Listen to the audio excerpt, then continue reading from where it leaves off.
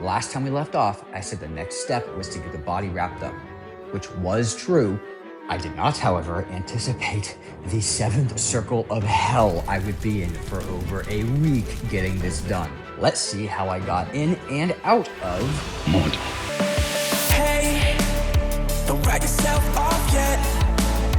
It's only in your head you feel left out or look down. To begin, let's briefly go over the two kingdoms of 3D design. Firstly, you have the beautiful world of parametric design software. Parametric modeling is the realm governed by science and math. Polygonal modeling is the realm governed by black magic and crystal rubbing.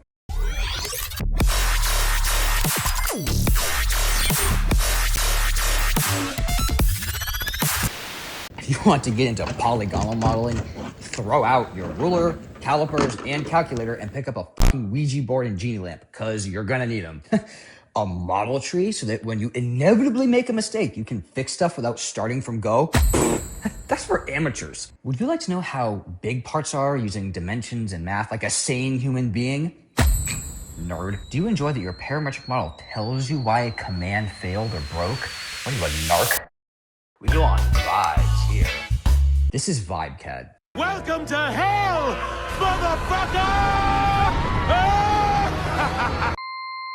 Now, before I go any further, I would like to make explicitly clear, I am not getting on artists that use this kind of software in any way, shape, or form. If anything, I now have an incomprehensible level of respect for these people. If you work in CGI, VFX, animation, motion design, you now automatically have god-tier level appreciation from me. Also, Blender still gets 5 stars in my book. I love Blender. I use it for product renders nearly every day. But visualizing and animating finished files imported from other programs, that's one thing. Modeling in Blender,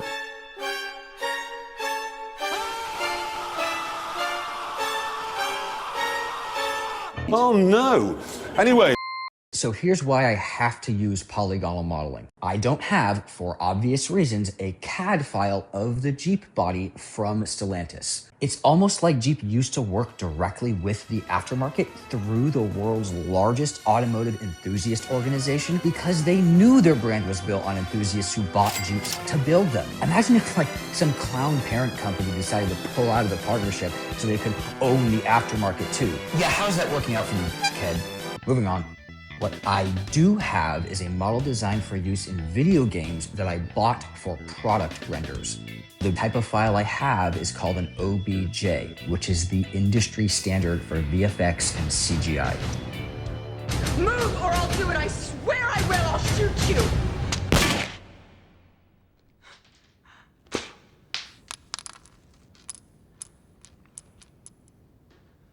Don't do that. Now you're probably wondering, okay, Jackson, you have a model of your car now in Blender, but what good is that if you can't get it back into SolidWorks to 3D print? Well, that's where a little weird quirk of the 3D printing industry is actually going to work in my favor. For whatever reason, the standard for 3D print files is something called an STL, or a stereolithography file. And it just so happens that STL files are both a standard format for the manufacturing world and for the visual effects world, i.e. Blender can export STL files. The problem, and why so many people have issues printing STL files from Blender, is that just because the bucket the data is in, that's the file type, is the same, that doesn't mean the file itself has good data. Think of this like a beautifully crafted sashimi roll from an awesome high-end Japanese place versus gas station sushi. Make sense? So I need to modify the body in Blender and get it ready to 3D print, import scale versions of my products into Blender from SolidWorks, and make an unholy hodgepodge of good files and bad files, cross my fingers, and hope my printer doesn't explode. Okay. Let's enter hell. Unfortunately, the file that I have is of a JLU, a 4-door Jeep, and I have a 2-door Jeep. 2 doors are the only real Jeeps.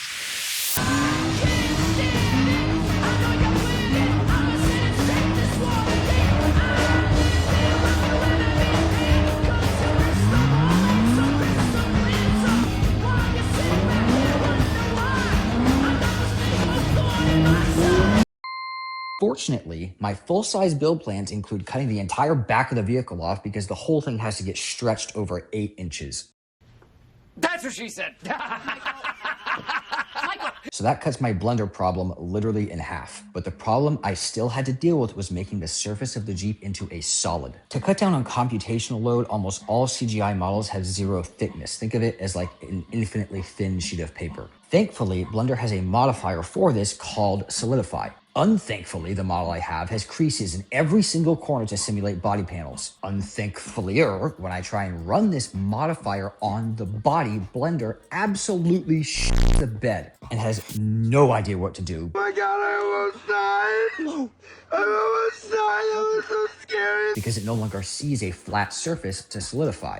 For full transparency here, I'm guessing on that because remember, we're in hell. Dialog boxes popping up to show you what's wrong, what broke, or why a modifier didn't work. What's a dialog box? Now, somewhere in the code, Blender obviously knows why it didn't work, but that's for me to know and for you to ...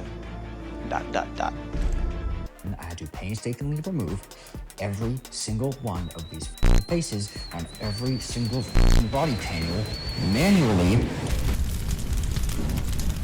So after I got my model to a thickness that looked probably okay, the next thing that I realized as I worked with this model up close is that whoever the person designed this was had never even seen a JL Wrangler up close because the body panels weren't even close to being close. But I figured, hey, I couldn't possibly have more cortisol in my blood, so I might as well just jump in and start manually tweaking these panels and get them like sort of scale accurate. I needed to fix a lot of the lines and make them collinear in 3D space. There must be a super easy command for that, right? Right? You would fucking think so.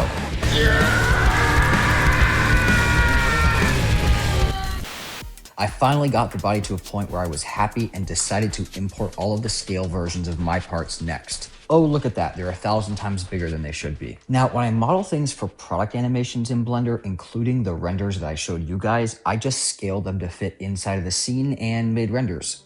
But something occurred to me. I don't know how big anything is, and seeing as I'm going to export the files directly from Blender to my printer, that's kind of a problem.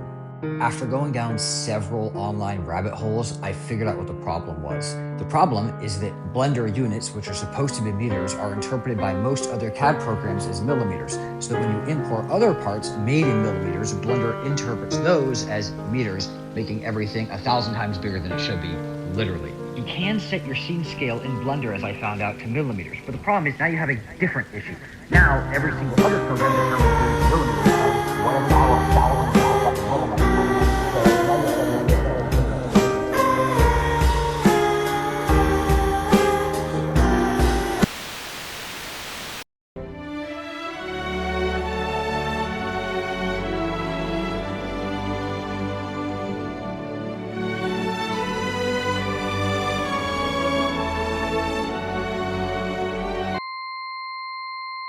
While I was dealing with the issues in the computer, I was also dealing with another nightmare in the real world around my 3D printer. I have the Nissan Altima of printers, the OG Ender 3 Pro.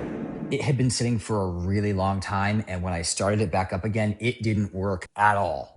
Figured this was because it had sat around for so long, everything had just gotten loose. So I rebuilt it, tightened everything, made sure all my belt tensions were good. That didn't work. Hot end, nozzles, fans, PTFE tube, extruder, filament spool, bed leveling upgrade, rebuild, motors, tuning, calibrating, every slicer setting, everything. Nothing, and I mean nothing, worked. I talked to the experts that I knew. I posted it in the Reddit forums. Nobody could figure out what was wrong with this possessed fucking printer. No matter what I did, everything it made came out looking like Vecna's balls. Right as I was about to buy a brand new bamboo printer, I did think of something. Wait a minute. What if it's the slicer?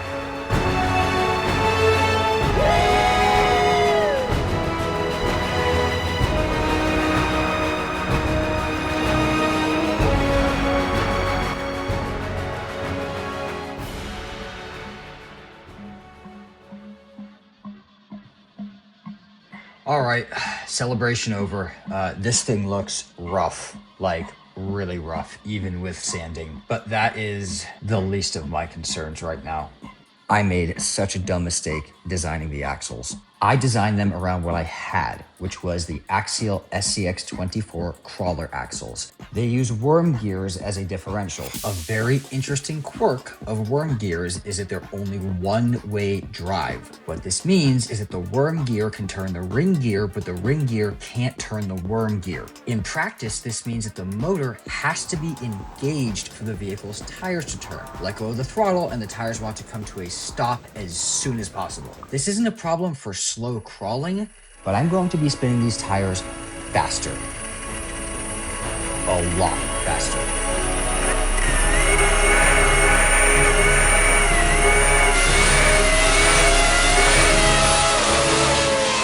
Generally speaking, when you have complex mechanical systems moving at very high speeds and one part decides to be suddenly stationary, you get something we call RUD, or Rapid Unscheduled Disassembly.